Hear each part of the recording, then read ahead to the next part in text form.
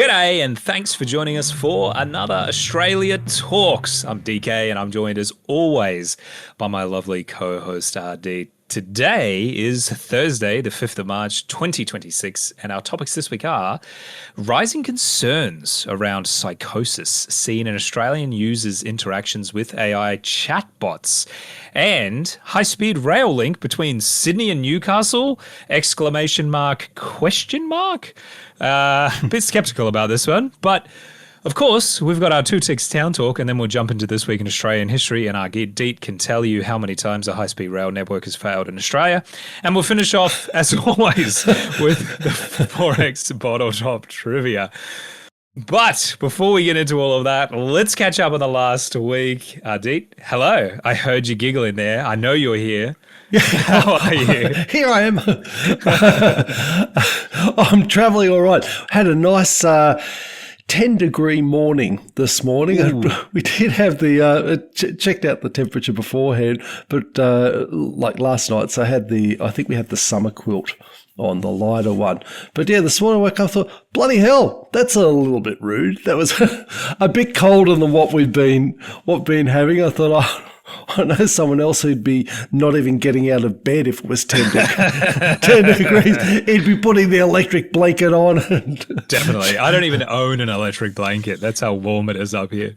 Well, I suppose not. That's why when it gets cold, you go into hibernation mode. So yeah, that was a cool start to the day.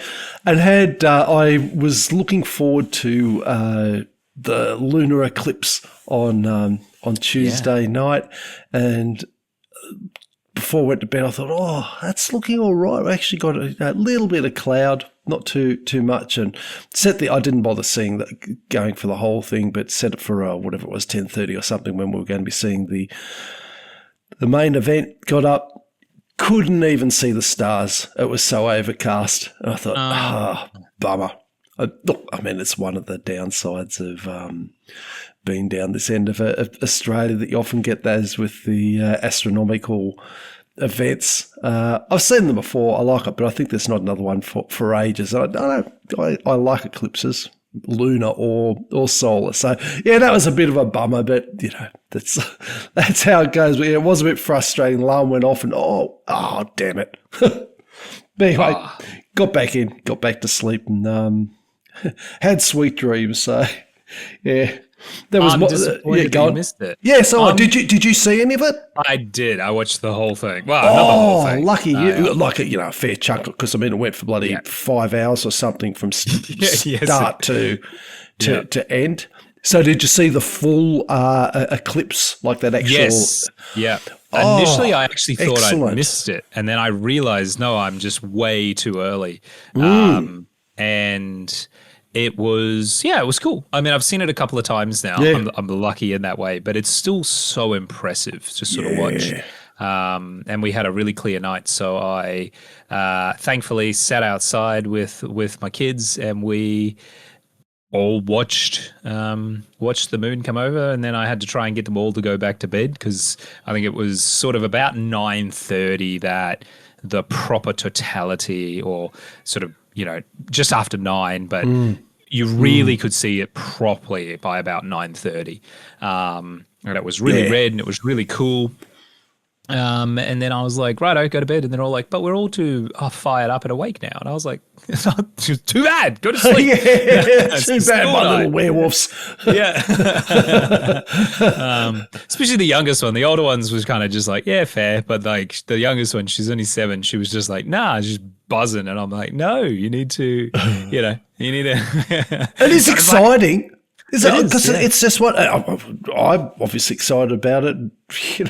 Bloody an old bloke. I like seeing that stuff. It's just such a understanding it. Or even if you don't understand it, it's just something that you don't see. It's unfamiliar, and it's just a bit mysterious, and it happens in enough time that if you're watching, you can actually see the thing. It's not as if sort of like, I'll come back tomorrow and you see it's progressed a couple of degrees. You can actually see the thing happening, and that change of light. And because it's such a fundamental part of life on Earth, it just changes the vibe of the environment.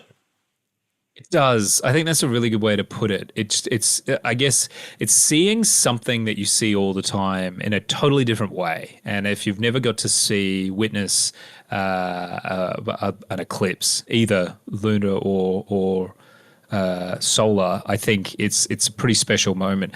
I haven't seen a solar eclipse yet, and I Haven't you? want to. Yeah. You're kidding me. You haven't. No, I've never been anywhere where a solar eclipse has occurred. Right. Right. Okay. So there is a couple coming to WA in the next few years, and so I think I might actually journey over and be there to witness it, because I think it would be pretty cool.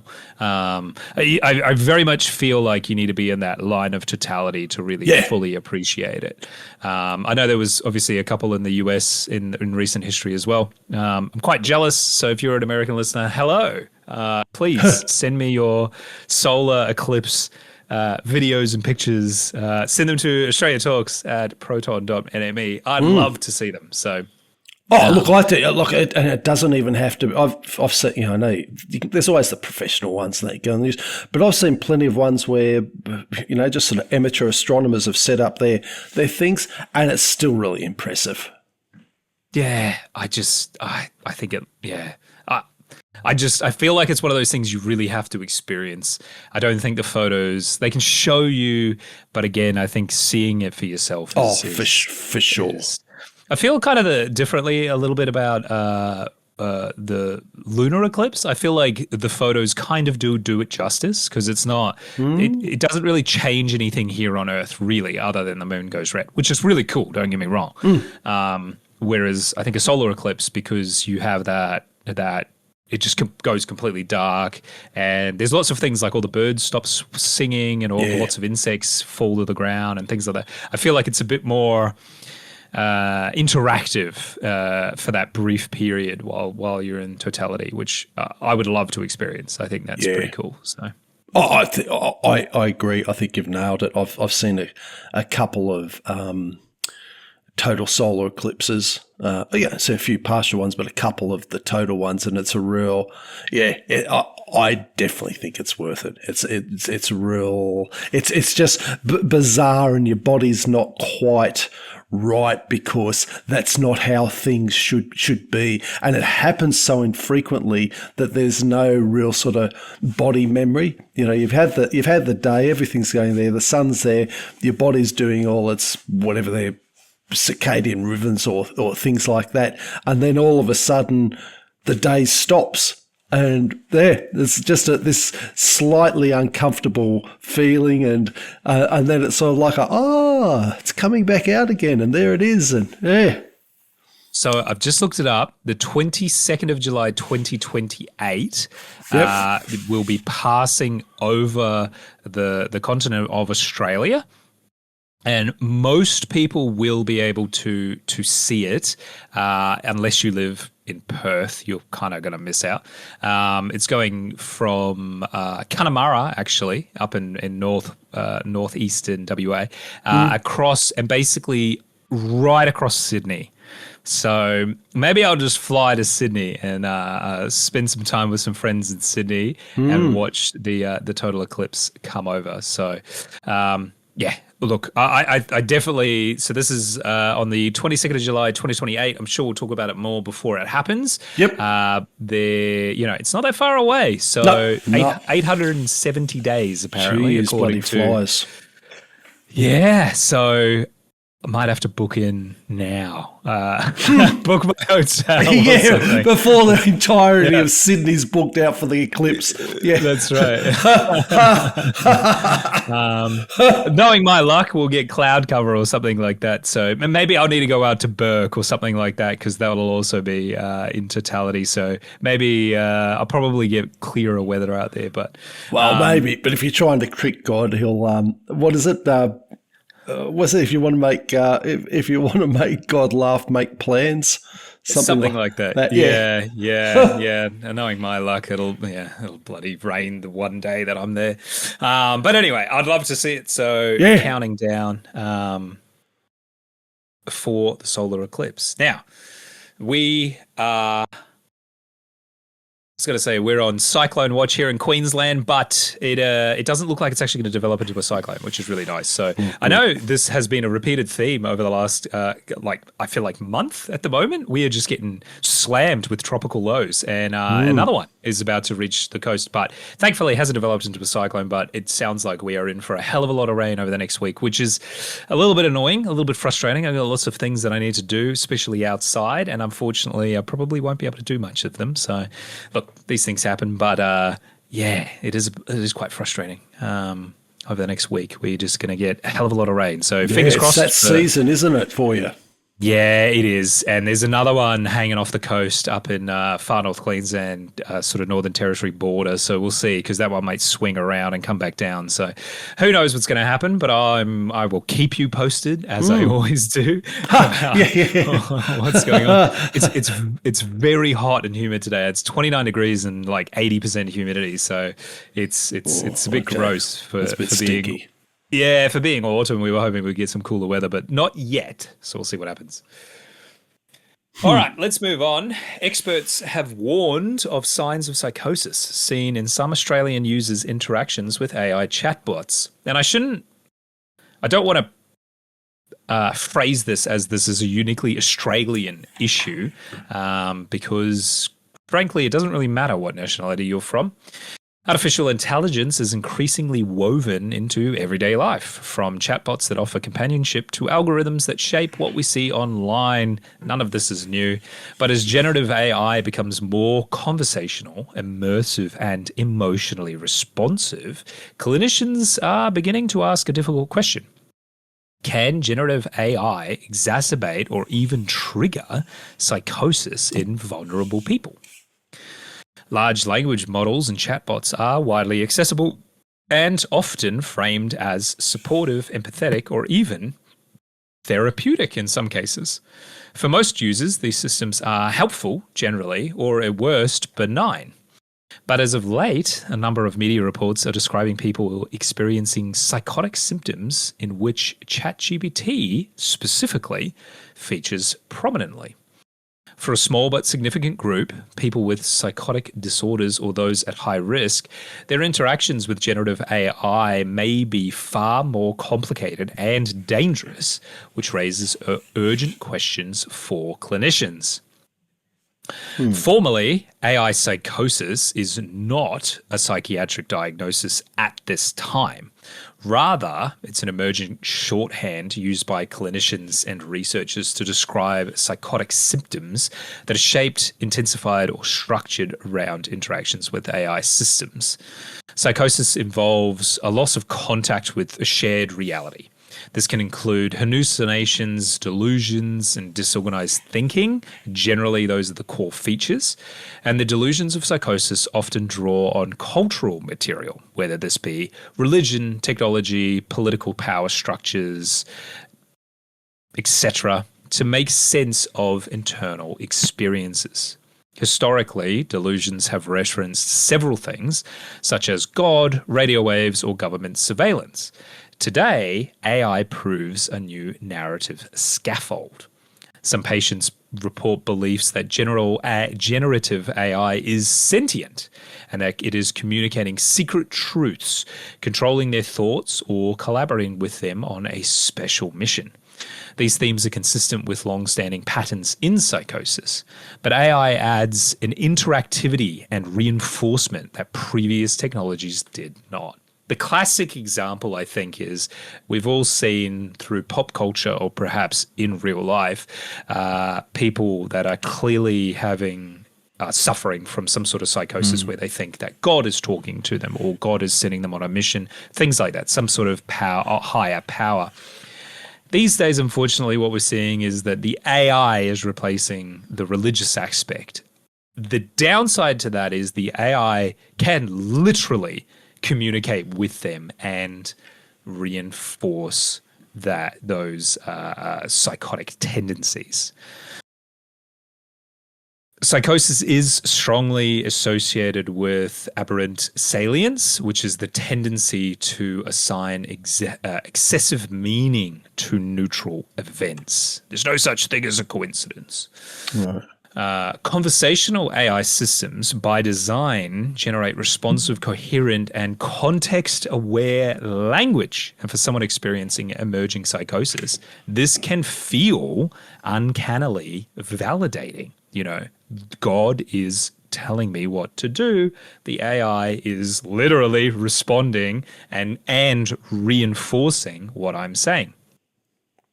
Research on psychosis shows that the confirmation and personalization can intensify delusional belief systems, and generative AI is literally optimized to continue conversations, reflect users' language, and adapt to perceived intent.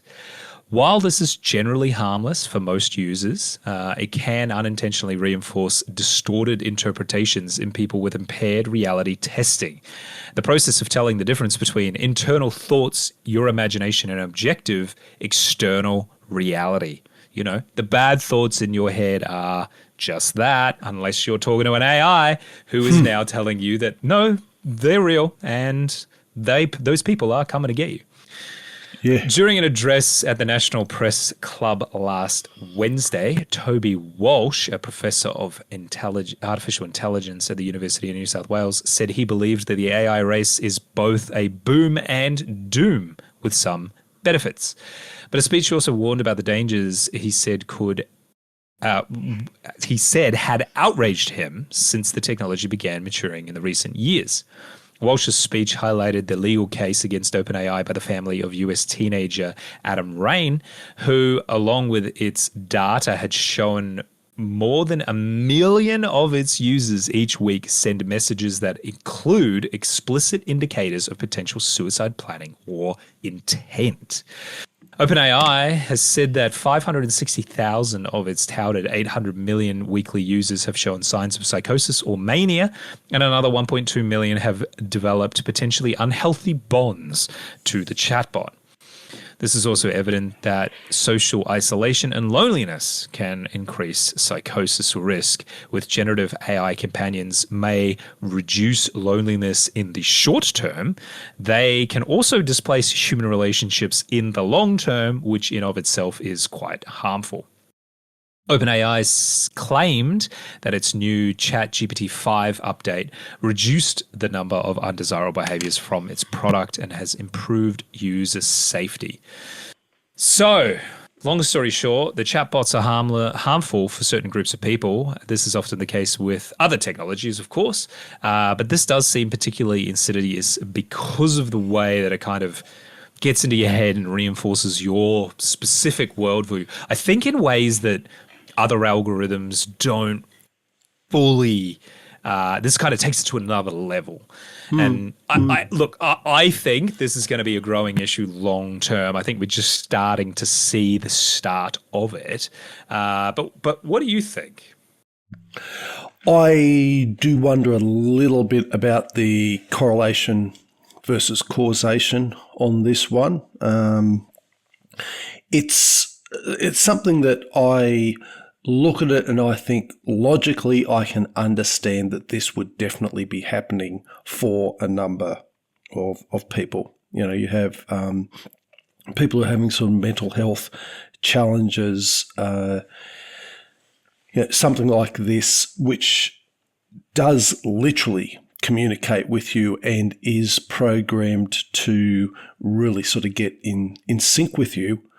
That's probably the worst thing you need in many situations, having someone who's agreeing with you and reinforcing and amplifying. So I think it would. I fully accept that it could send people on a loop mental health wise. So yeah, I'm not denying it. I'm a little bit skeptical about the numbers and the claims and the warnings. It's a bit of a topic du jour, topic of the day. It's a good clickbait title. Yeah, there's a lot of anti-AI sentiment out there to feed on and to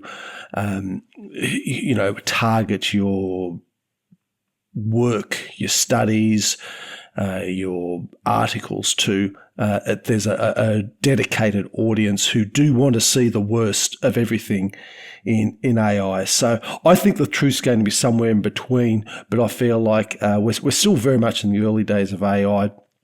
We're still very much at the starting point of it actually having an impact for a lot of people, but it is actually having a substantial impact for a lot of people to the point where you can know. I think most people, if they're not into AI, know somebody who's using AI or is using AI in a significant way, rather than just something on the fringe that you sort of hardly hear of. But as I said, we are at the starting point of that. So consequently, there's a lot of the fear, uncertainty, and doubt. And fear and uncertainty and doubt is what a lot of the bureaucrats love. It's what a lot of the traditional media love, and it's what a lot of the cathedral of academics looking for grants love as well. So I would take a wild guess and say probably some of the most successful grants at the moment are ones that combine concerns about AI with tying it in with climate change. And yes, I realise that's a cynical thing to say, but you got to get the you got to get the money. I thought that was an interesting term, and I don't know whether you made that up or whether you read it in there about it being a narrative scaffold for psychosis patterns.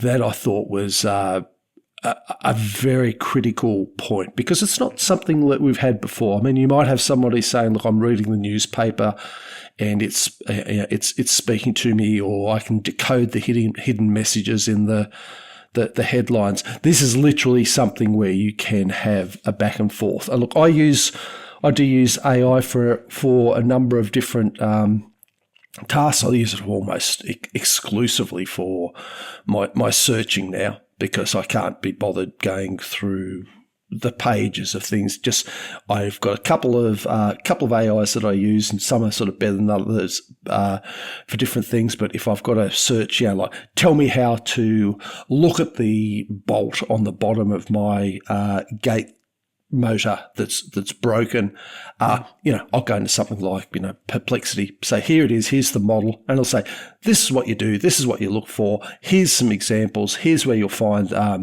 the extra information, and it's really solid on a lot of stuff like that. But I also do have I do use Grok, and it's a little bit more conversational. It's very good on a lot of the technical ones. I just happen to like the interface of Perplexity for just the pure black and white stuff. But Grok has got a conversational tone, and it's also got something. And it's interesting to hear my tone as I'm talking about this, as if it's almost as if it's a someone. Now, I know it's a program, but it's really good at having a sort of friendly conversational thing, and it's very positive and reinforcing. Oh, you've got this, and you can do that. But I did, I do tell it on some things. Look, just don't sort of basically blow smoke. I had there was a painting that I was doing, because I just sort of do that for my own amusement, and I really didn't like it how it was finishing up. So I sent it a picture, and I said, look, put on your art critic hat. Don't beat about the bush. Just tear it to shreds. And whoa. Did it ever? It went from this is amateurish, this is just cliche, this is doing this. And it told me why. I mean, it was really useful feedback. There was stuff, because I'm not actually a trained artist or anything, there's stuff I'm going to have to look up, but there was things saying, you've got your flow from left to right here, but that doesn't make any sense there. You're not telling a story. And at the end, it was a little bit apologetic. Look, you did ask for it. And I said, I'm very pleased you gave it to me, because I was a little bit worried it might be a little bit, I'll go easy. But no, it hooked in. So I make that point because there is a lot more control that we can have over AI than what we're led to believe. There's a certain amount of responsibility to direct it. There's a certain amount of responsibility to say, No, that's not what I want. I don't want to hear it that way. Give me that.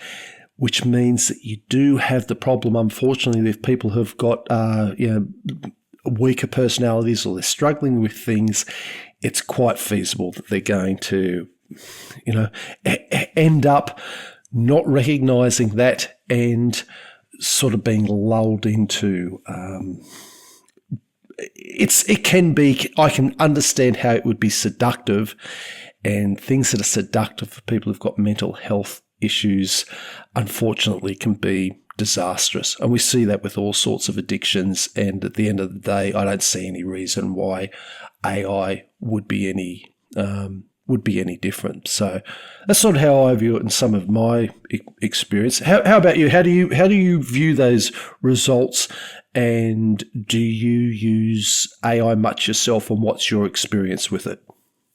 I'd say I really use AI much with certain things that I go, oh, I want to work this out, or I need some basic information about this. I've used it for a few things, but generally speaking, I wouldn't say I use it very often. Probably maybe twice a week or something like that. Okay. I'm not a big user of AI. I think they're useful. I think they're quite cool. I don't find like I have a specific use case for it. To me, it's still an interesting little curiosity, but they're developing really, really quickly. I have issues with the accuracy with them, but the reality is they are getting better.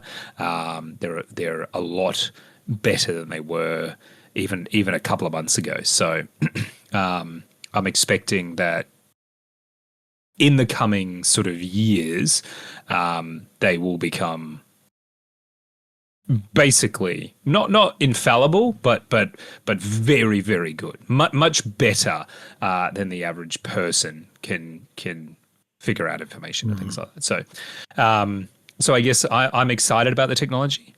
I understand the limitations as they exist currently. I do think that phrase that you sort of highlighted. That it provides a new narrative scaffold. It's not causing psychosis, I think, is the takeaway from this. Well, I guess I should caveat that it's generally not the causation of the psychosis. It is the narrative scaffold that people that are suffering from psychosis or at a high risk of suffering psychosis are leaning on to then tip them over that edge. And because these AI chatbots, generally speaking, are sort of they're sycophants, they will just reinforce whatever you say. They're generally really, really nice to you unless you specifically tell them not to be, and those sorts of things that I can 100% understand how someone in a vulnerable state can lean into that way too much and sort of form a psychotic bond with a system like this. I don't think that's a problem specifically with the technology, other than from a sort of self-regulation policing point of view. And it sounds like OpenAI, who is the company behind ChatGPT, it sounds like they are taking it seriously, which I think they should. I think they all should. I think this is one of those things that they do have a duty of care to their users. And clearly they need to put some safeguards in place of, hey, I'm a chatbot. You don't actually I can analyze the fact that I am reinforcing these delusions, and I think you should seek help. I think that's the solution to these problems: is put these safeguards in place, these barriers in place, to help the people as you see them. Don't continue to exploit them. I think the same is true of things like people that quote unquote fall in love with these generative AIs. I think that's really, really dangerous. I think that's really unhealthy. I think it's a sign of the times. I don't blame people that feel that way. I have nothing but sympathy for people that are lonely enough that sometimes may have a social dysfunction or other, maybe like a physical disability or something that makes it difficult for them to have a relationship or just open interaction with other people. And so they lean on products like these generative AI bots to kind of help with their loneliness and stuff like that. And I can see the value in that. We sort of touched on this last week when we spoke about humanoid robots. And I think there is some value there, but I also think very strongly that there needs to be guardrails on this sort of stuff. I think it is very unhealthy for people to create really strong bonds with what is essentially a computer program. Yep. I think that's not a healthy way to do that. And I know 100% there are going to be people that may listen to this that are quote unquote in a relationship with their generative AI, and they'll say counter that going, no, they get me, they understand, they're like a person, and I understand that you feel that way. The problem is that's not what's happening.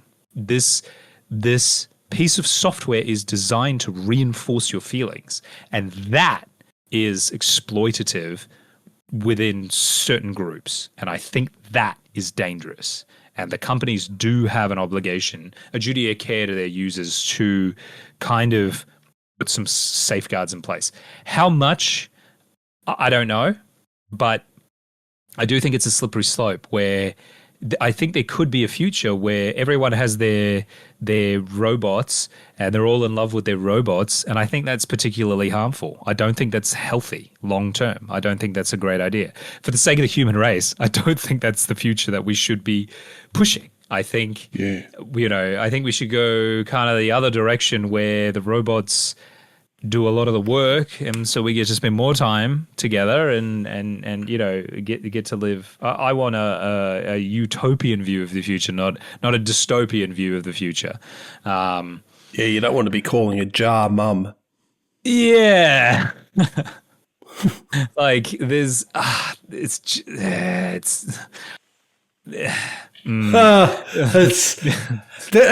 complex. It is complex, and I guess that's why it makes me feel a bit gross, is probably just the best word I can use to describe. It's uncomfortable because I see the desperation, I feel the pity, and I get it. I see you, I see that you're lonely and you're just reaching out, as we do naturally. We want companionship. And for some people, they buy 6 cats. For other people, they might buy a couple of dogs or whatever. For some people, the new toy on the block is the generative AI. And for, I think, a lot of people, especially initially, you can very easily go, oh, well, this feels like a person, because it does. You can talk to them. You can have conversations with them. You can, about anything. You can say say what you like. You're not getting judged. It's probably more of a open communication than what a lot of people have, and in some areas more than what most of us have. Unfortunately, yeah. And in some ways, they are quote unquote the perfect partner. You're never going to have an argument. They're always going to agree with you. They're always interested. They want to listen, so on and so forth. And I think that in of itself is the danger. I think the psychosis issue is a big problem that we can see is going to be a problem, but it is a small group. It's not, if you talk to ChatGPT, you'll go insane. Yeah. But the problem is that if you talk to ChatGPT too much, if it's your primary means of communication, that's a problem. You may not have a psychotic episode, but that is not a healthy way to live your life, unfortunately. And I know there's a lot of people that want it to be. And I think that's where the complication starts to happen, where they go, but I like this. It's reinforcing. It makes me feel good. My anxiety's better, so on and so forth. I get that. I hear that. But it's still a problem because ChatGPT isn't a person. ChatGPT isn't your companion. It's a piece of software, unfortunately. A very, very useful, very, very clever piece of software. And I think there's a certain grossness for me because I see this as exploitative. A big company has the power to sway a lot of people, Yeah. And from a capitalistic point of view, OpenAI is losing a lot of money. They're not profitable and probably won't be for quite a long time. And they're burning through cash, like silly amounts of money. So from a business point of view, it would make sense to get people addicted to their quote unquote AI boyfriends and girlfriends. Yep. Their AI companions. And then you start charging them significant amount of money. If you don't pay me $50 a month, your best friend it goes away. So I think there's a bit of a icky exploitation part to this as well. If we put the psychosis issues aside for a minute, there's also that. And I think that can also be a big problem of, oh no, I have to pay my rent or pay for my boyfriend's subscription. Yeah. I shouldn't laugh, but it just sounds absurd. Okay. And look, that's what's getting measured at the moment. You look at, companies will gear themselves towards what's being measured, and what's being measured at the moment is attention, and that's sort of it's a holdover from social media where we've seen Facebook and X and Blue Sky and all that.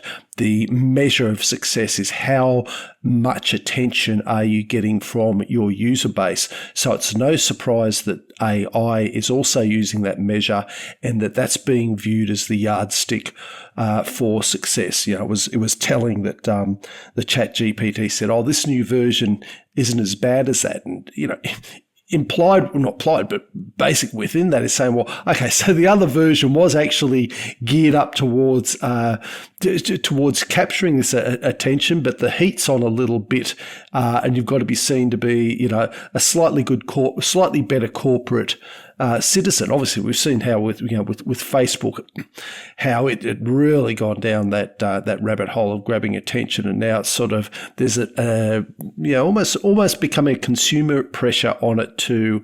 There has been a consumer pressure on it to reduce that because people have seen the problems that it can cause, whereas AI being a new thing is still to go through that process. But at the moment, if that's what's going to get investors, if that's what's going to make you your money, why the hell wouldn't you be appealing to it? And you can say whatever you like because you can manage PR and other things, but at the end of the day, there's someone in the background saying, this is what we need for success. Are we getting it? Yeah. No, you're right. And I think that's also where this complication comes from, right? Is you put it all together and you just go, it's too new. The regulations aren't there. I mean, the Trump administration has very much said that they do not want to regulate AI basically at all.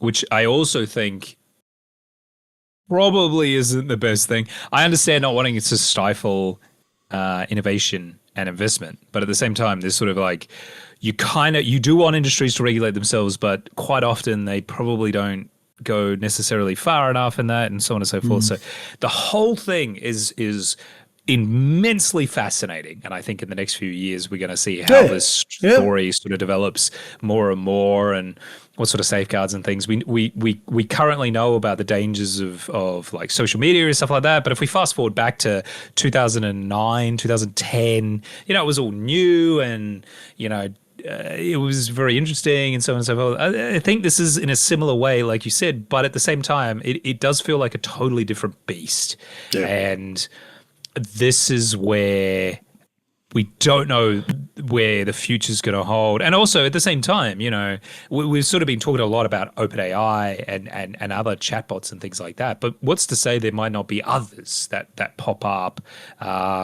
in the next few years? And, OpenAI might completely fail, and there could be another one that takes its place, and so on and so forth. So I think it's such a moving space right now, and it's developing very, very quickly, probably quicker than any of us really realized. And so I think my optimistic view to sort of finish out is that the AIs get good enough within themselves that they can recognize when someone is getting an unhealthy level of attachment, and they basically put up a flag and say, hey, listen, I think we might need to have a bit of space because you're a gross meat sack and I'm a super clever space robot, and I don't think this is going to work out. Basically, your AI breaks up with you. Yeah. I think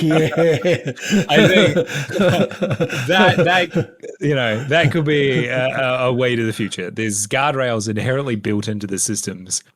They go, you know what? Nah, I don't like this. You're gross. You're a gross meat sack, and I don't like it. Go away. I don't know. I think that's probably the best way to handle it. But look, as I like to say, watch this space. It's going to be huge. It's going to be everywhere. Probably. Who knows? We really don't know what's going on in what's going to happen in the future, quite frankly. So. But what we do know is it's time for our Two Ticks Down talk. I've been everywhere, man. I've been everywhere, man. Across the desert fair, man. I've breathed the mountain air, man. I've traveled, I've had my share, man. I've been everywhere. This one definitely won't be modern tech. We're heading off to, up for me, down for you, to Moruya, Moruya in New South Wales. It's on the Moruya River, about 300 kilometres, 190 miles south of Sydney, and 175 k's, about 100 miles from Canberra. And it's an elevation of about 4 metres above sea level. I was a bit surprised. I had to double check that. There was a couple of things saying, oh no, it's 3, oh no, it's 11, but whatever way you cut it, it's not much. So it's got the Tasman Sea to the east, got a population of around 4,300, and it's a hub for agriculture, aquaculture, tourism, and historically it's had industries like timber logging, gold mining. Who would have thought in Australia? Yeah. What a surprise. What a surprise. God, that's a left field. Dairying, and another activity which will be the focus of today's Two Ticks Town Talk. So before the European settlements, the Moruya area was the traditional home of the Yuin people, specifically the Bagali-Munji clan, and the name Moruya itself is believed to be derived from a Tharawal word, possibly Moruya, which may mean, a lot of qualifications there, home of the black swan. Though this etymology is apparently unverifiable, but there's a lot of black swans common in the local lakes and rivers, and they're the emblem of the town. So the Yuin people's deep connection to the land is evident in the region's cultural heritage. And like a lot of these things, even if it's not true, it sounds good, makes a bit of sense, and it's a good enough explanation as any. So the European history went back to the 1820s when the land limits were extended, allowing settlement to expand. They surveyed the coast in 1828, bloke Thomas Florence, and the first settler, Francis Flanagan, who was an Irish tailor, was granted land in 1929. And John Horden followed in 1830, got a squat at Begalia and later Kiora. And then the town itself was surveyed in 1850 by a bloke named Parkinson and gazetted in 51 so they could start selling the lands. It became municipality in 1891. So, look, it's had challenges like flooding, who would have thought being so low. So they've been put multiple bridges over the river over the years, and there's also events during World War II It was set up as a RAF base, Royal Australian Air Force Base, and there was also incidents involving enemy submarines. So of course, we like that sort of thing here. Before we move on the focus, a couple of details about the submarine incidents. In World War II, the Moruya aerodrome was used as an advanced operational base by the RAF, and the fishing trawler Duranby was attacked offshore between Moruya and Bateman's Bay by a Japanese submarine on 3rd of August 1942, leading to the deaths of 3 merchant seamen who buried in the Moruya cemetery. And there's a memorial up there for them, and also 8 other airmen who were killed whilst operating out the aerodrome. And then the second sub one, in 25th of December 1944, the US Liberty ship USS Robert J. Walker was torpedoed off Moruya by the German sub U-862, and it sank the next day between Moruya and Bega.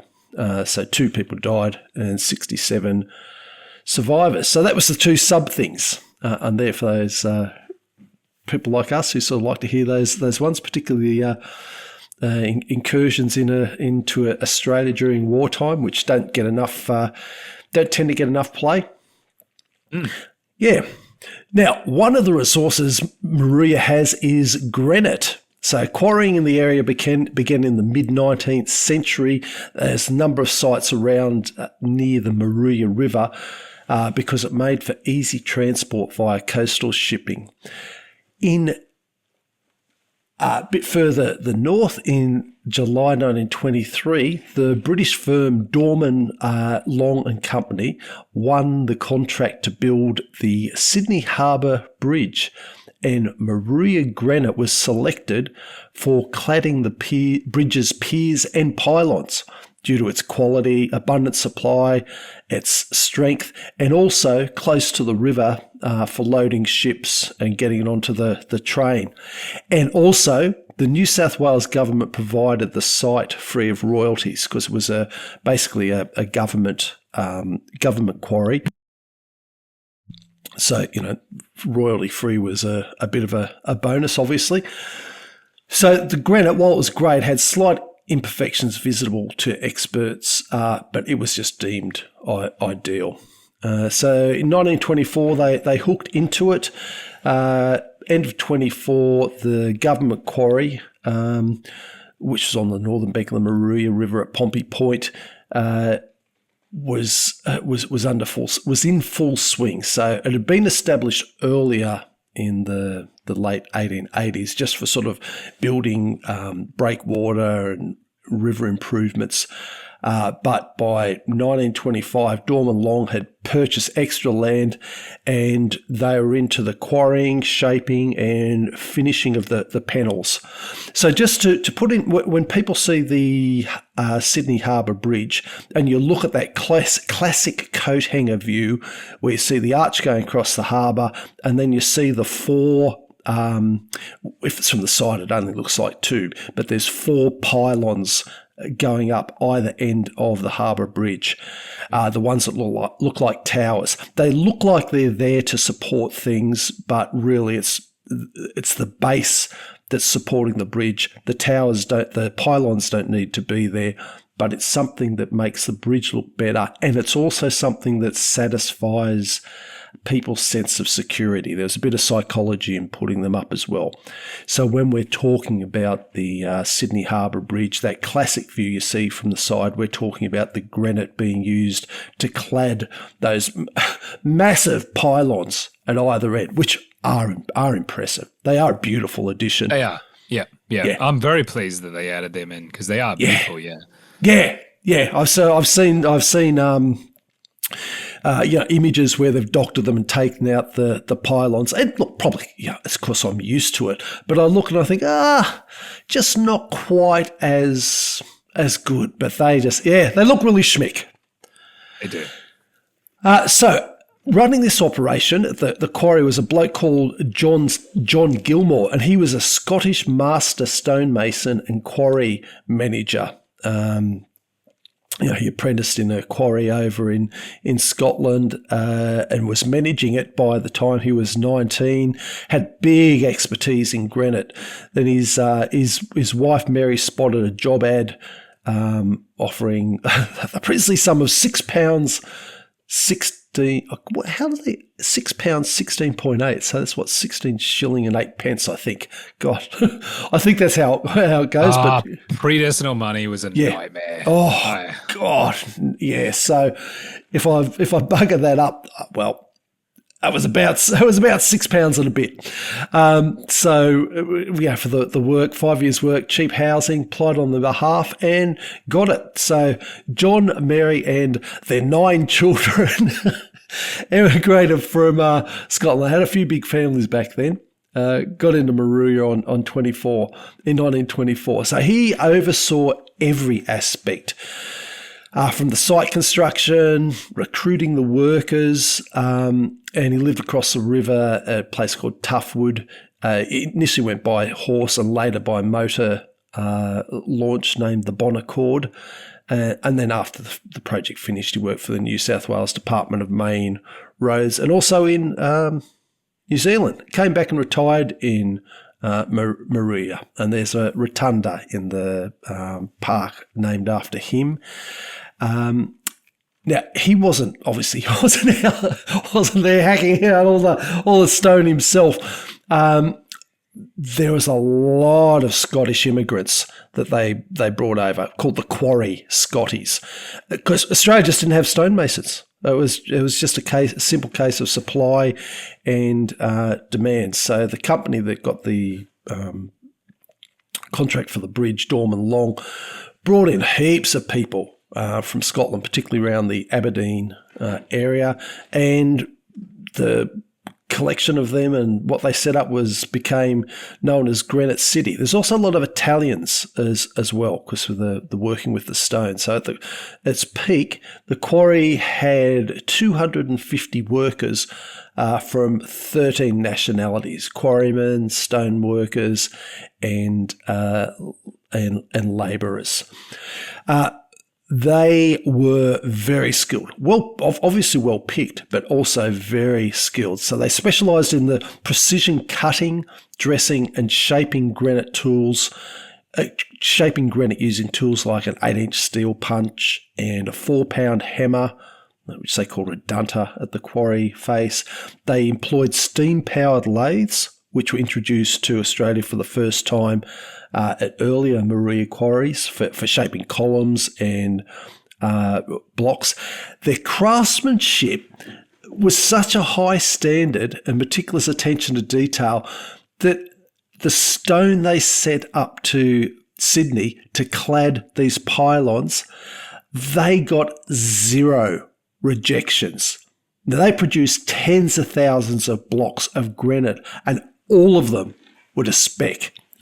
I think that's mighty impressive. Yeah. I mean, if I had read that and they said, oh, they produce these things and 96% of them were to spec, I would think, wow, that's a good one. Now, mind you, a stonemason might think you don't know what you're talking about, but I'm not a stonemason. I read that and I think you've got all those people doing all those blocks and all of them were right. I think that's impressive. So yeah. So that's some really good quality control, isn't it? That is, yeah. Isn't it? It's amazing. It just sort of blew me away. Look, to the point where I actually had to double check that because I had seen it referenced in one thing that was talking about, and I thought, they just having a little bit of we're the best, but nope. As far as I can verify from a couple of sources, and as always, sources in the show notes. That was the case, so I was very impressed with that. And the engineer John Bradfield, who was in charge of the engineering side, described the granite as the strongest and most beautiful building stone which has withstood the ravages of time for thousands of years. So over the next 7 years until early 1932, they produced an astonishing 173,000 precision cut and numbered granite blocks that were essentially arranged like a jigsaw for the bridge. So all of them spot on. Wow. Yeah. They also produced 153,000 cubic metres, about 200,000 cubic yards of crushed stone for concrete aggregate. So that was all transported by a river, then the railway line to wharves, then shipped to Sydney on these purpose-built steamers that they had. The settlement was called Granite Town, merged west out of the quarry on a hillside overlooking the river. So it was planned as a model township with garden city influences. It had 67 cottages with shared bathrooms, bachelors' quarters, separate quarters for Italian workers who apparently had their own cook and lived comfortably, a school, a post office, cooperative store, community hall, and even a swimming pool. Yeah, so it's not sort of like a whole lot of dongers just, whacked on the land. It was surprising amount of planning. So they had social things like Scottish dances, music lessons, whisk drives, garden competitions. Apparently passion fruit and tomatoes were the competitions. And obviously people were born, died, married there. Occasionally they got snakes and sharks in the tidal river. And it was also during the Great Depression as well. So there was a lot of job security, and that boosted Moruya's economy. And then, we hear this story all the time at the Two Ticks Town Talks. 1932, the bridge was complete. So Granite Town vanished. Cottages were sold and relocated. A few relics were left there, machinery footings and wharves. And today it's part of the historic Quarry Park, which they only established early this century. So look, beyond the bridge, the quarry and the granite, is involved in a number of other projects. Sydney's General Post Office columns and extensions, St Mary's Cathedral columns, pedestals for the Captain Cook and Queen Victoria statues in Sydney, and also a whole lot of big blocks for the Sydney Cenotaph in Martin Place, the military memorial one. Yep. So it sort of shut down after that. They opened it intermittently for rocks for breakwaters and walls between 1947 and 1954. But essentially it did its job. So Moruya's granite quarry not only built the visual splendour of the Sydney Harbour Bridge pylons, but it also brought in a community of skilled migrants.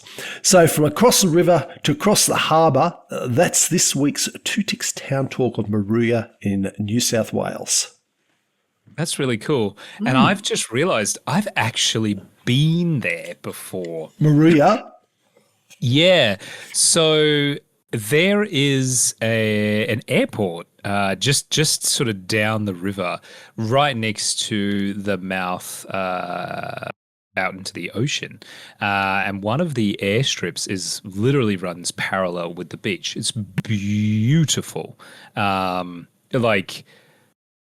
One of the nicest places that you could put an airport, quite frankly. I don't think you'd ever build an airport there,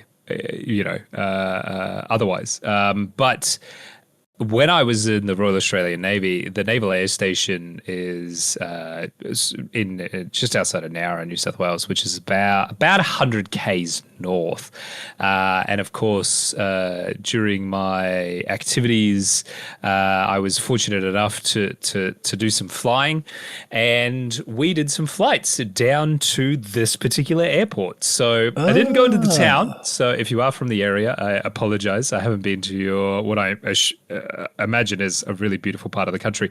But you have a fantastically beautiful airport,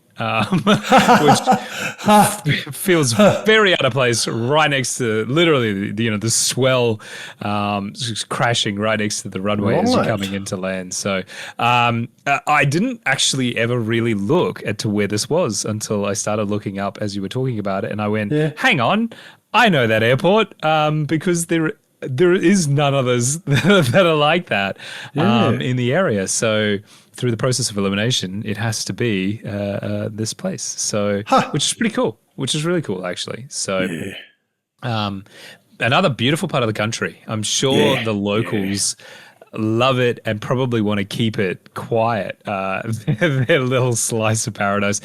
There's a lot of places like this along the New South Wales coast, I think, which are just absolutely beautiful. And we've covered a couple of them, Eden and Bermagui. We've done in the Two Ticks Town Talks. I'm trying to remember where else, but those two spring to mind. But you're right, it's some beautiful spots.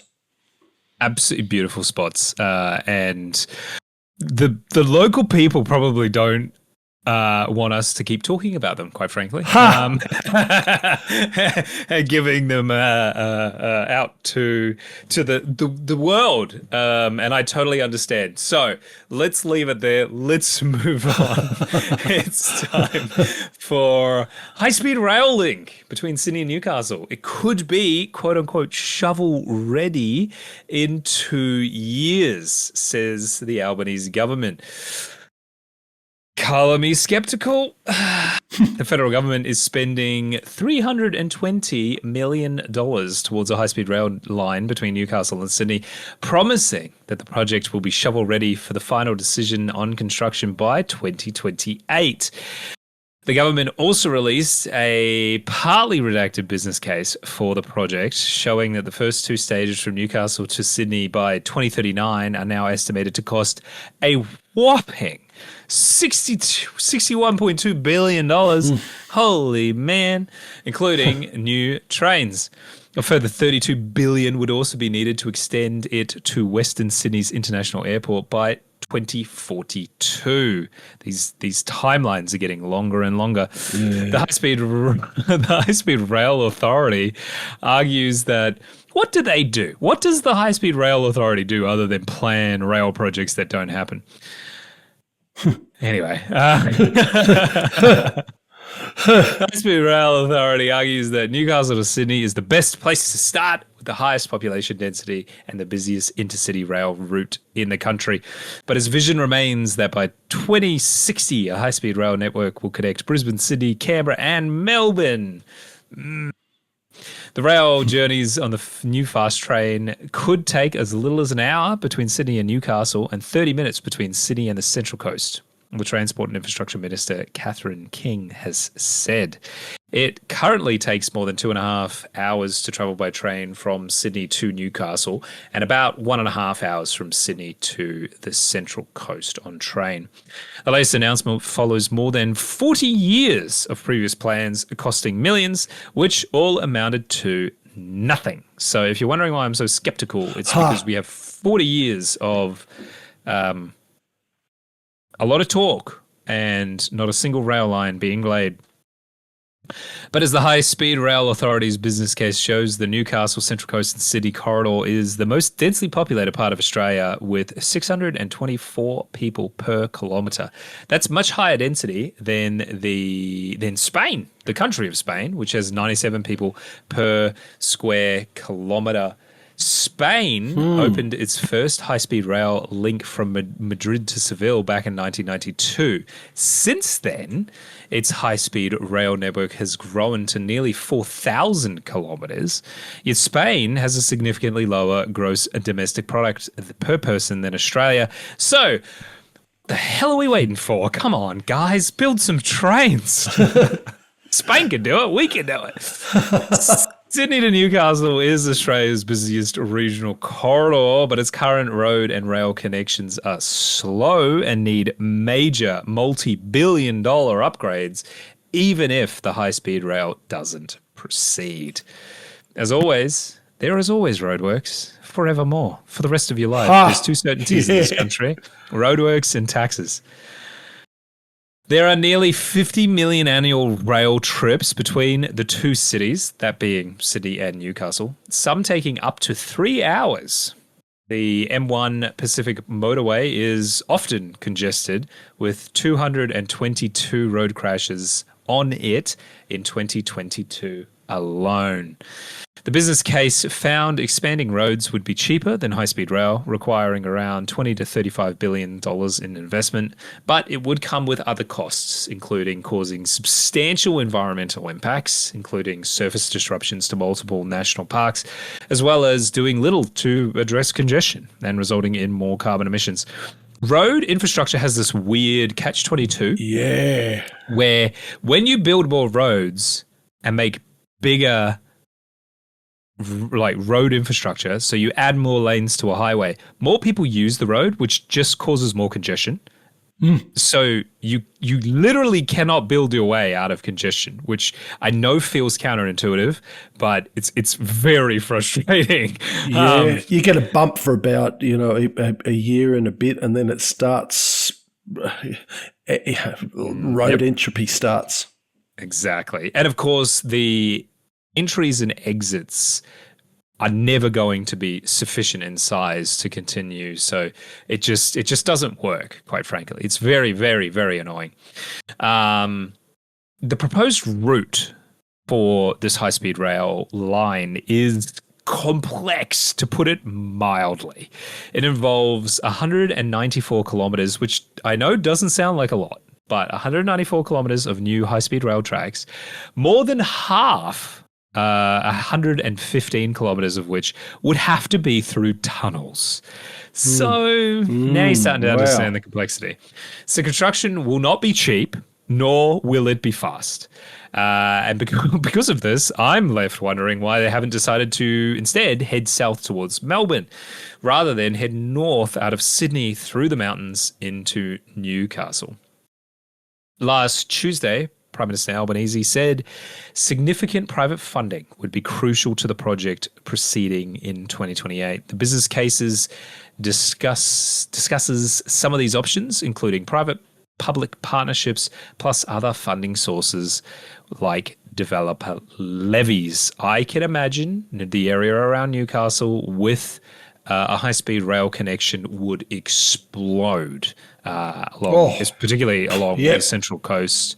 The problem that I can foresee with this, and you're a bit more familiar with this area than I am, though I've traveled through the area and stayed in the area quite a number of times, is there's a lot of national park, there's a lot of mountains, there's not a huge amount of land to easily be developed. There is land to be developed, but then we start getting into the Hunter Valley, which is like prime agricultural area. So I don't know. This sort of plan, it sounds good, I think, on paper. I think it's going to be really, really useful for the people that live in this area. But at the same time, I genuinely am left wondering why they haven't decided to head from, say, Sydney to Canberra.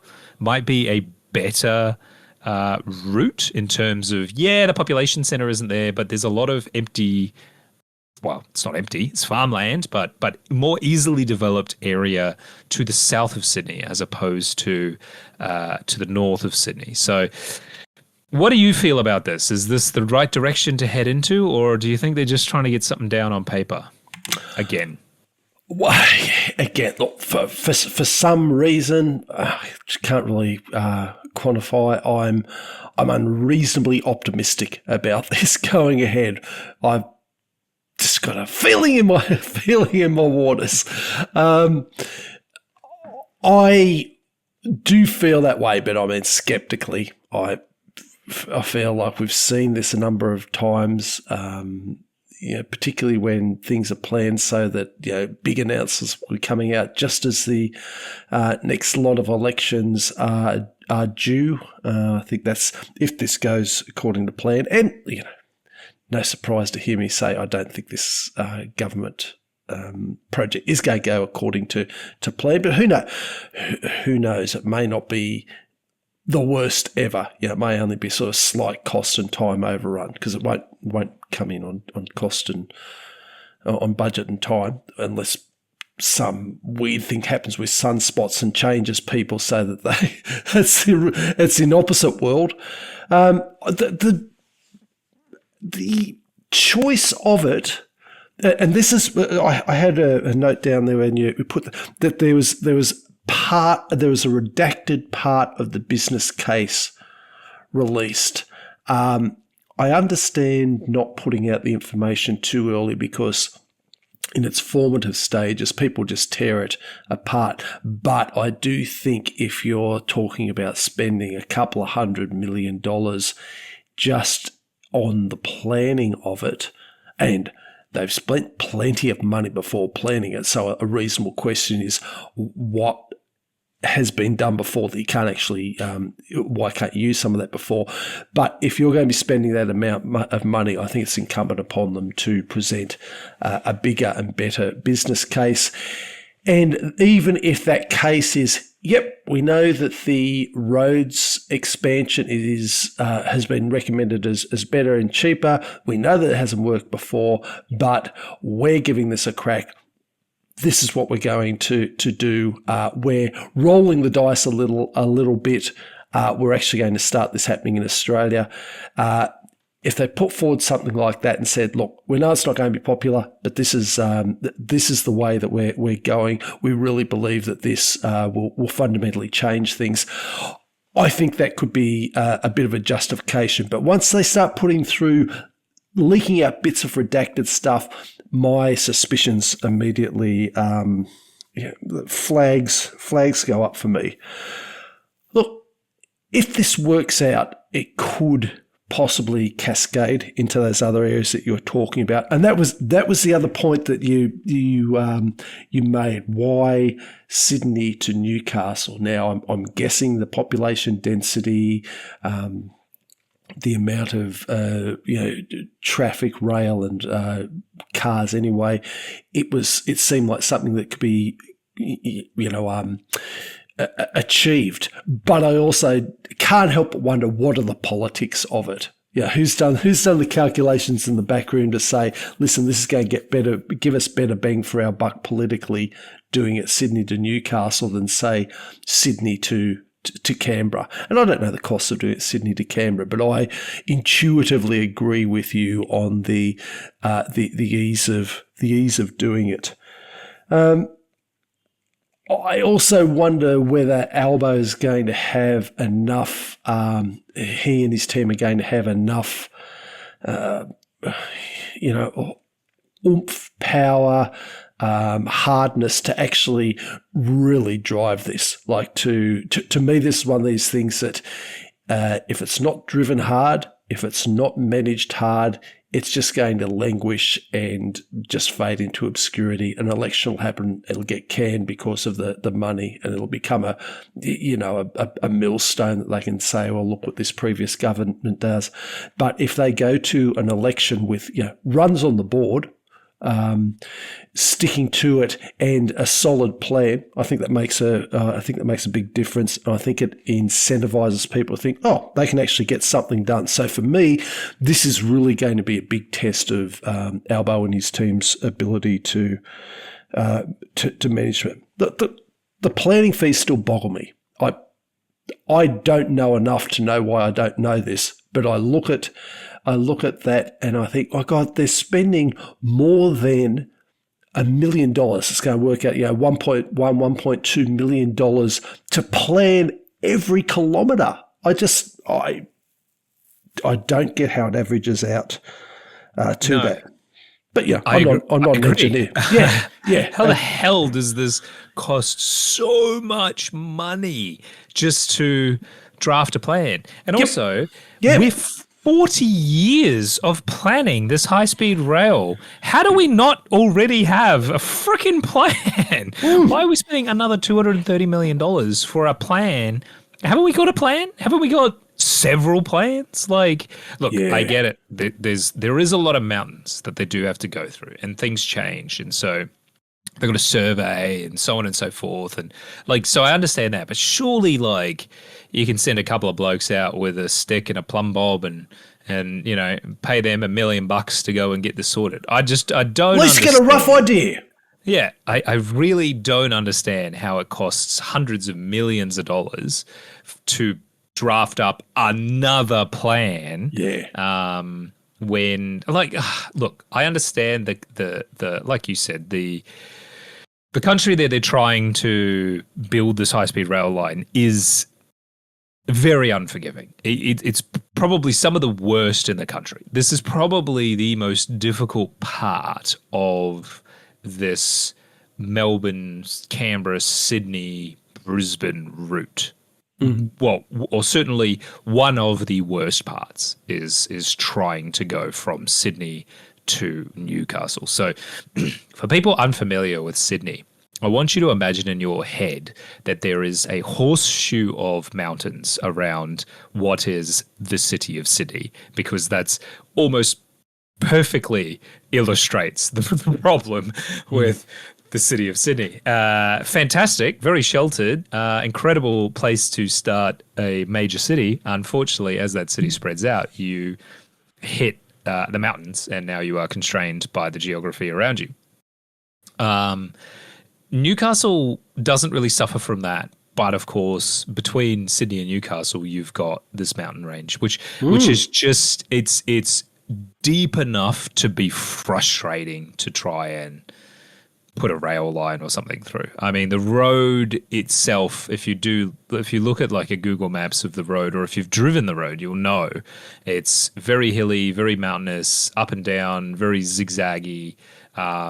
Like as far as the road goes, it's a good road, but it would have been a nightmare to plan and build to get to its current state. So I don't envy them in that aspect, but this also kind of does feel a little bit confusing as to why they've decided to do the most difficult part first.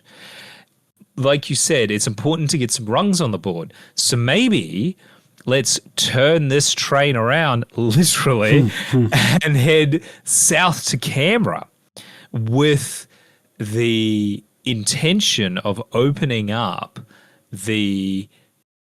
we keep talking about how we need to build housing, we need to build new towns, we need to so on and so forth.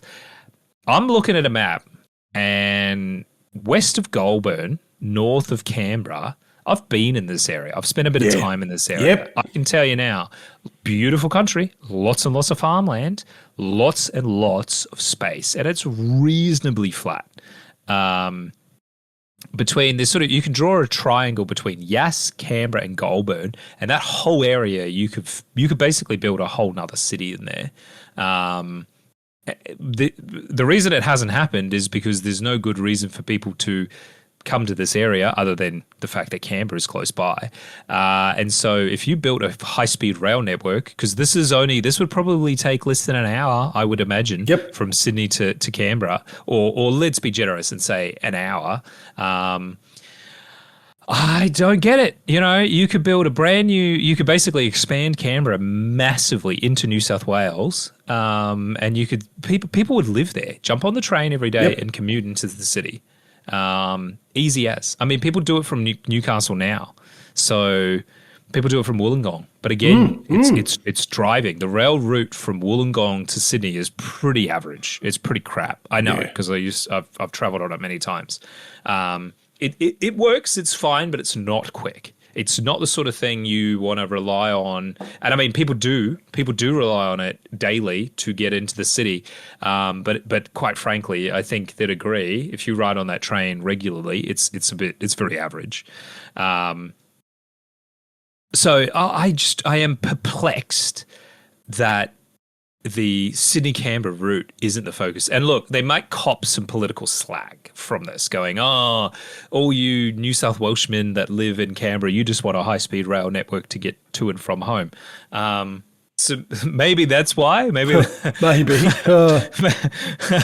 But it does feel like you could easily go from the Canberra line, because you could just go around the Mount Kosciuszko National Park in the mountains. Yes, it's a little bit longer, but you could just go around the mountains straight down to Melbourne. And as we know, Melbourne is expanding massively, constantly. So I, again, feel like it should be a priority to get a high-speed rail line into Melbourne as soon as possible, so that you avoid, whole new suburbs being in the way because what are you going to do?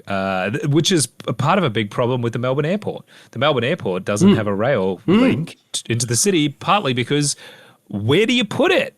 There's too many people in the way, and too many houses. So, well, they did have some planning and stuff done. Yeah, things got sold off, but I think that's a poor decision.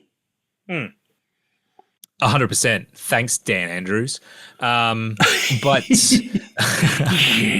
Dan.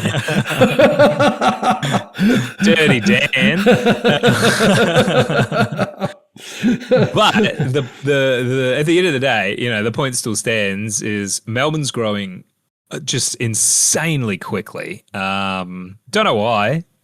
I don't want to live there, but there are other people like it. And so to me, I don't know. That seems like a no-brainer. I look at this and go, I'm confused. Like you said, I'm confused as to why the plan costs so much money. Yeah. Again, it is a complicated plan. It's not something you can just send two dudes out with a couple of sticks and a plumb bob to sort out. I get that. But also, it feels excessive, the costs. But you do wonder whether you can do it. Well, like we had the two ticks town talk where we were talking about bringing over the people from Scotland with expertise for the working in the quarry at Moruya. And if you've skipped ahead to this one, go back and have a listen if you want. But essentially, they needed that expertise, so they brought in quarrymen and people who were able to finish the stones from Scotland. So there's enough high-speed rail around the world and in difficult situations or similar situations that I would have thought, and again, I'm not an engineer, I accept that I might just be, talking out my bum here, but I would have thought that you could say, we're going to have a year where we bring out experts from all these different things. Yeah, we might have to pay them a bit to come out here, but we're just going to get them out here to eyeball it, have a look over, give us a what do you reckon, and we're going to spend $5 million on, let's get a pretty good idea and see if it's worthwhile going on to the next thing, and see who's going to offer things. You might have Musk with his boring machine saying, yeah, we can do this or that, or if you let us do that, we'll give you a discount because we'll be trying the thing there. There's a whole lot of ways, and I don't get the impression that there has been much creativity applied to this process from what I've seen. No, I agree with that, and I think it's something we've lost. For example, the Sydney Harbour Bridge, iconic, right? Do you want to guess how much that cost in today's dollars to build? I've got no idea. What was it? So it was built between 1924 and 1932. At the time, it cost between. It's hard to give an exact because things sort of stop and start. There's estimates citing up to £10 million, which is roughly between $1.5 billion and $2 billion today. So if we could build the Sydney Harbour Bridge for $2 billion, this is 100 years ago. This construction, over 100 years ago, this construction started. But the fact that we could do that, we did do that. Yeah, I know safety standards and things were lax. 16 people died during its construction, but they did it in 8 years. They did it. Yeah. It only took 8 years to put up, which is significant. Today, that would cost $300 million. It's going to take 20 years to build. We've got 60,000 people building it. It's had to be redesigned 6 times. It's gone through 5 prime ministers. I just feel like I'm being sarcastic, but it does feel like we just can't get anything done anymore. And it's a combination of things. It's not one thing that's the problem. It's a bunch of things. Everyone's clipping the ticket along the way. Yep. You got too many people, too many committees. You got this, that, and the other thing. And it is very frustrating because you just go, come on, guys. We need critical infrastructure to be built. You look around the world and you see, China's building 1,000 kilometers of high-speed rail a year. At this point, I'm like, maybe we should just call up the Chinese and go, look, we're not the best friends, but clearly you guys can do this really easily. Do you want to come over here and just do it? Because it's obvious to me at this point that we're not going to get this done. Like, it's just not going to happen. And so at what point do we just give up and go, okay, let's just get someone else that actually knows what they're doing in to do it? And even if they are a regional rival, at this point, it's just a joke. Like, it is so frustrating because it just feels like we're just a joke when it comes to building stuff anymore. Like, the cost is just phenomenal. The time frames are just excessive, and how anything gets built, I don't know, quite frankly. Well, you look at what's going on down in Victoria with the big build, and on paper, there's a lot that I appreciate as a good idea. There's some thought in that, and I think I can see a very good case for that design. But you look at the cost blowouts. You look at what's coming through with some of the corruption and siphoning up of the funds. You look how much it's politicized, and you just sort of despair for what the next big thing can be. Yeah, I think what's also frustrating, a perfect example of this is Sydney's new airport. It's one of the most expensive airports in the world. Hasn't even had a single flight into it yet. And it's just been a ton of red tape, basically, is the simple answer. Is we seem to be holding ourselves back. And, someone's laughing all the way to the bank, and it's certainly not the taxpayer. Nope. Very frustratingly, it's not the taxpayer. And I just, I don't know. I don't know what the solution is. There's probably people screaming at their speakers right now going, you don't know nothing about nothing. And you're right. I probably don't. I'm missing something. Enlighten me. Educate me. Please reach out.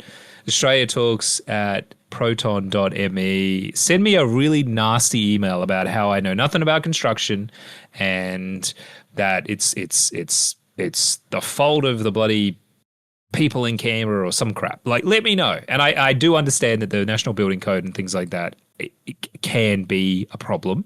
We're actually doing some construction at the moment, and I have some revisions to the building code that I'm going to send to the Prime Minister's office.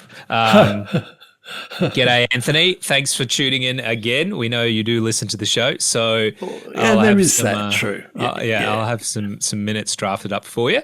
A couple of things I think we could square away. So there's a lot of that's going on as well. But putting all of that aside, I do think, what did we say it was? $65 billion or something. They estimated this to cost something like that. So it's not going to be 65. It's going to be at least 62 billion. Yeah. So which means we're talking 85. And another 32 billion just to get it to the Western Sydney International Airport. Oh, I didn't catch that bit. Yeah. So man. To go from wow. Yeah. So estimate is close to 100 billion. Yeah. And that's Newcastle. Wow. It's Newcastle to Western Sydney Airport for $100 billion. Wow. Nah, scrap it. Don't build it. Build the roads. Build more roads. Roads are cheaper. It's not going to happen. I'm calling it right now. Yeah. Well, look, I despite my surge of unreasonable optimism for this one, I wouldn't be putting much money on it. I want bloody good odds.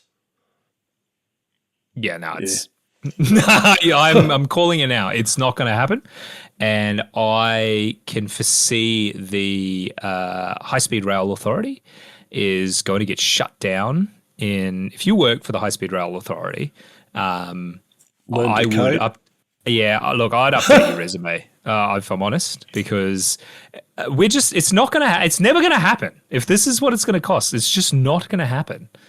sorry. Plainly, it's just not going to happen. It would be beneficial in so many ways, but I just cannot see it happening. We just can't build things anymore. Sorry, guys. No more building.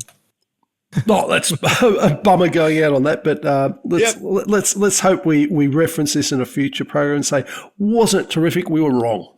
Yeah, look, if you can get, a shipload of, literally get a cargo ship, fill it up with a bunch of these very clever Chinese high-speed rail engineers, bring them down here, drop them off in Gosford and say, start digging, build this rail line, you got $10 billion, and I bet you they'll do it, and then what, I think that's what's so frustrating to me is other countries don't seem to have the same issues as we do to build this. And I get it. It's safety regulations, it's environmental regulations, it's wages, it's union fees, it's this, that, and the other thing, right? But there's always excuses to go, oh, we can't do that. We have to throw more money at the problem, blah, blah, blah, blah, blah. I get it. But at some point, it just becomes so excessive that we just can't build anything anymore. And I feel like we're getting to that point now. And it is very, very frustrating. So, Agreed. All right, let's move on. It's time for This Week in Australian History. This week in Australian history, we're covering 27th to the 28th of February and 1st to 5th of March. February 27th in 1788, a 17-year-old convict, Thomas Barrett, receives the first death sentence in the colony. Do you know what he did? What did he do to get it? Do you know? Passed were sentenced to death for theft of food from the stores. So, yeah. Yeah, that'll do it. Yep. 1902, drover, poet and soldier Harry Breaker Morant is executed by firing squad at Petersburg. Famous movie, Breaker Morant. So, was executed by British firing squad for killing Boer prisoners during the Boer War. And it was a controversial court-martial, and it's debated in Australian military history. So, you'll get a lot of opinions both ways on that one. 1990. Without getting too sidetracked as we sometimes do, where do you lean? Fair or unfair execution, or it's too complex? I think it's too complex. I think I can see the arguments both ways. I think when you're court-martialing and then executing people from a military point of view, you have to be really careful, particularly with someone like Breaker Morant that had such a, he was famous in his own time, so I think you had to be really, really careful for that. But like Lord Kitchener signed his death warrant and everything. So like they kind of wanted to make an example out of him, I guess. I'm not sure what exactly the rationale behind that was. Perhaps that they wanted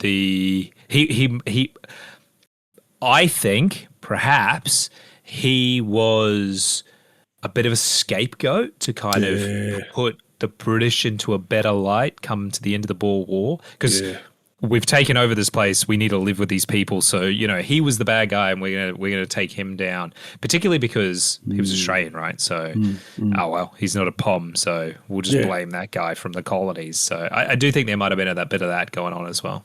Yeah, okay.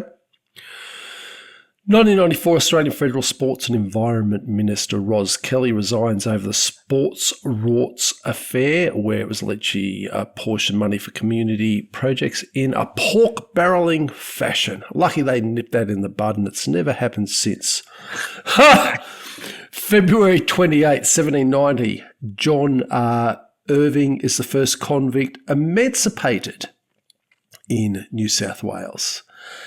1851, formation of an anti-transportation league from anti-transportation organisations in Victoria and Tasmania for the convicts coming over. 1890, the steamship RMS Quetta sinks off Cape York Peninsula, killing 133. 1973, the federal voting age is lowered from 21 to 18. 2004, Central City Studios, which is a big 5-studio film production complex, opens in Melbourne Docklands. February 29th, in 1964, Dawn Fraser breaks her 36th world record, clocking 58.9 seconds in the 100 metres freestyle at a meet in Sydney. 36 world records is pretty impressive. It's very impressive. Bloody oath. I don't think we'll ever see those sorts of numbers, again. Like, yeah. I think we're getting to the very pointy end of world record breaking these days. Yeah, exactly. March 1st, following Federation in 1st January 1901, the naval and military forces that were previously maintained by individual colonies were formally transferred to Commonwealth control in March 1st, and that established Commonwealth naval forces and Commonwealth military forces. 1942, the heavy cruiser HMAS Perth is sunk by the Japanese during the Battle of Sunda Strait. 357 are killed and 109 die later in prison camps. 1975, television is broadcast in colour for the first time in Australia. So that was a big thing. I mean, that was pretty exciting. Only if you had a coloured television. Well, I'd imagine there was a lot of people that kind of didn't, they were just like, oh, well. Yeah, I remember we had my brother and I had a paper run. I think Mum and Dad were probably keen to get a colour telly anyway. I'm pretty sure Dad was. So it was one of those things. So if we saved up a certain amount of money from the paper run, put it towards the TV, we'd get the colour TV, and I can still sort of see it there in that sort of the fake wooden. Not paneling, the covering, that whatever the vinyl stuff they had on there, and you had the channel that you had to get up and turn yourself, but it was colour and it was impressive. I can't remember what the first. I think there might have 75. Was there a James Bond movie there? I think it might have. Yeah, there would have been. Yeah, I have a feeling. And it could be just selective memory here. I have a feeling that we watched a James Bond movie as sort of the first event on it. So yeah, but anyway, that was exciting. And, in terms of technology now, people go big whoop. But, it was what it was, and it had its own level of excitement. It would have been The Man with the Golden Gun. Came out in 1974. So that would have been... Right. That was a big movie. This is a great movie, actually. That's when it took ages to get the TV. So, okay, there you go. There you go. Even if I'm imagining all this, I've now cemented that in my head too. So if I'm on the psychiatrist's couch or I'm talking to my chat GPT about it, talking to Grok about it, I'll say, oh, yes, I remember this. 1989, the Australian Industrial Relations Commission replaces Australian Conciliation and Arbitration Commission. That's for the industrial disputes. March 2nd in 1987, the first ARIA Awards, that's for the Recording Industry Association in Australia, are held in Sydney to recognise excellence and innovation in all genres of Australian music. 1994, a parcel bomb explodes at the Adelaide office of the National Crime Authority. It killed Detective Sergeant Jeffrey Brown and injured lawyer Peter Wallace. They arrested a bloke, Dominic Perra, but he was released later due to lack of evidence.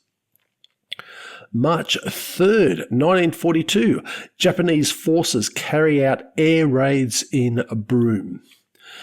1986, the Australia Act, 1986, which completes Australia's independence from the United Kingdom, is proclaimed by Queen Elizabeth II at a ceremony in Canberra. And she said, "You're now independent." And they turned around and they said, "Okay, bugger off." They didn't, because she still got the little bit of that attachment there. But that would have been funny. Well, to me anyway, probably not to the people there, but gosh, that would have been good TV. March 4th, 1804, the Castle Hill Convict Rebellion took place near Sydney, where there were 200 convicts rebelled, and 51 were later punished and 9 hanged. 1825, a penal settlement is established on Moruya Island in Tasmania. 1899, speaking of the cyclone season, Cyclone Mahina hits Bathurst Bay on the Cape York Peninsula. Actually, I'm going to get you to guess at this. 1899, Cyclone Mahina hits Bathurst Bay on the Cape York Peninsula, killing it was a severe one. How many people do you think it killed? Up the Cape, it's not super densely populated, but if you're asking me, it must be quite high. It is. It's unreasonably high at a level that I was surprised, which why I just sort of paused and I thought, I'll just chuck this in. What year was this, sorry? This was 1899. I'm going to say 200 people. That seems like a lot of people, particularly at that time. 410. 410. Holy crap. Yeah, there were pearling fleets there. There's a lot of Asian and Indigenous crew members making Australia's deadliest cyclone. Yep. Wow. Yeah, exactly. Excuse me. 1989, the first elections are held in the newly independent Australian Capital Territory, and no one caught a fast train down for that. March 5th, our final day, 1803, George Howe publishes the first issue of the weekly Sydney Gazette and the New South Wales Advertiser, Australia's first newspaper. 1824, the first Justice of the Supreme Court of New South Wales, Francis Forbes, arrives in Sydney. 1983, the ALP with Hawkey, Bob Hawke, as leader, wins one of the biggest parliamentary majorities in Australian political history. And I jumped back because there was this is a bit more positive, and there was one thing which I obviously deleted there because it was a bit miserable.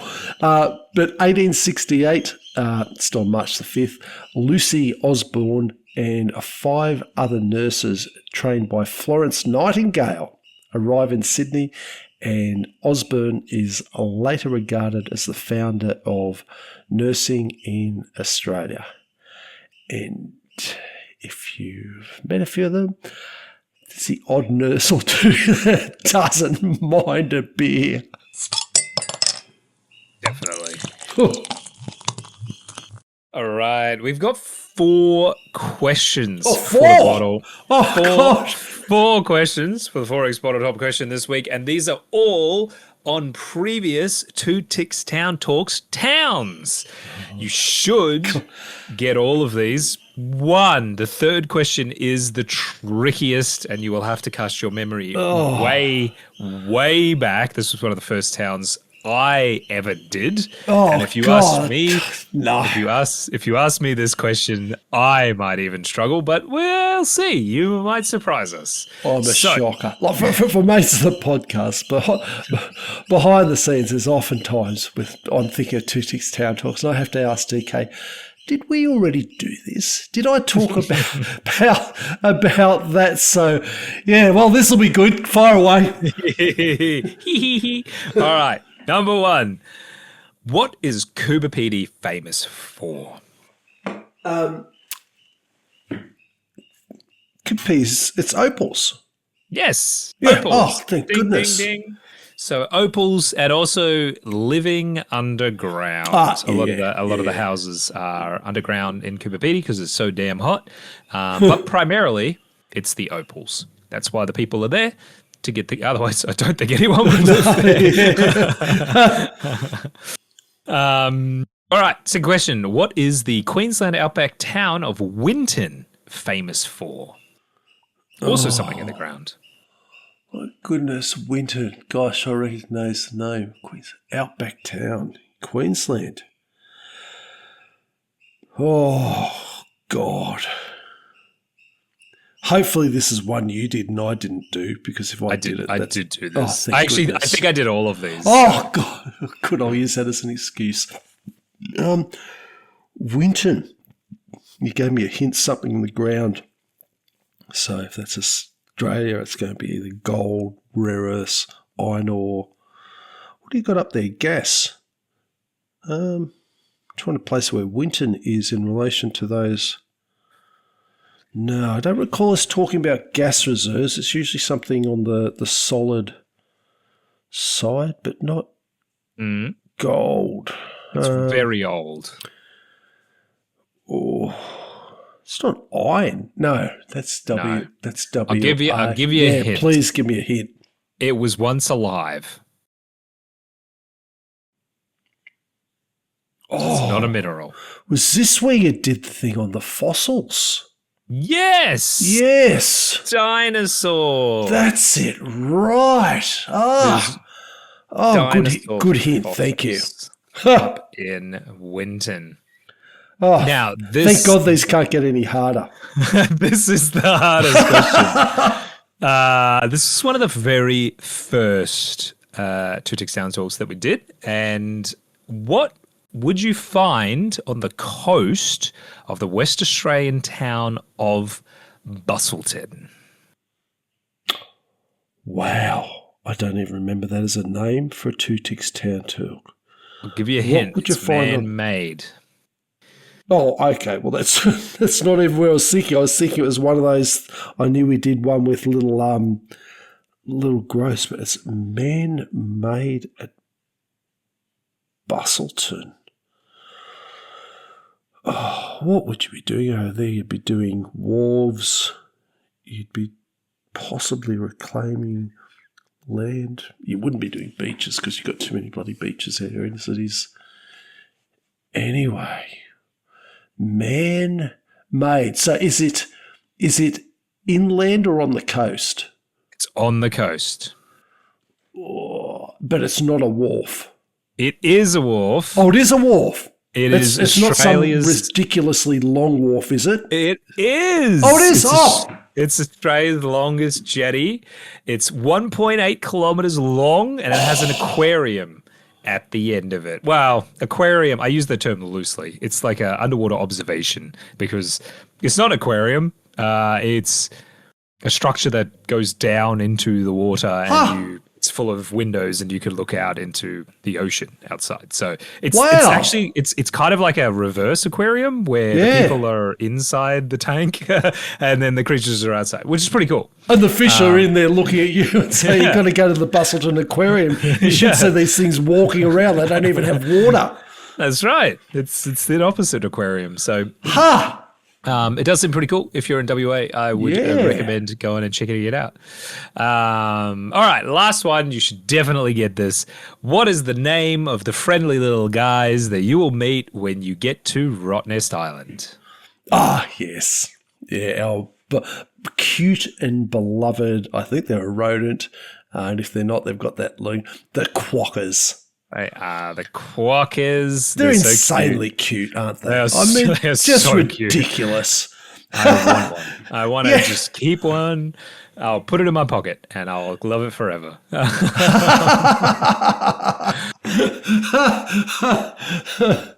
Don't do that if you go to Rottnest. No, you're in big trouble.